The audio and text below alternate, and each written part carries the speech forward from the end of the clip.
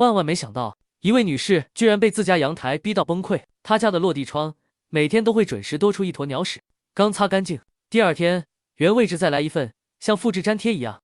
连续几天后，她实在受不了，直接装了监控。结果一看，真相离谱了，肇事者竟然是一只乌鸦。更夸张的是，这只乌鸦像上班打卡一样，每天准时飞来，精准投放一次不落。网友看完后都说，这不像，更像报复，很可能是他家的猫之前无意中惹到了这只乌鸦。女子一听觉得有道理，立马反击，在窗边贴了一张老鹰图片，想把它吓跑，结果完全没用，乌鸦根本不吃这一套，该来还是来，天天打卡。现在他彻底无奈，擦吧，第二天还脏，不擦吧，看着又难受。网友也纷纷出主意，有人说把猫关几天，让乌鸦消气，也有人建议直接拉上窗帘，互相眼不见为净。毕竟有些鸟是真的记仇，严重的甚至会追着人精准攻击。如果是你被一只乌鸦盯上了，你会怎么办？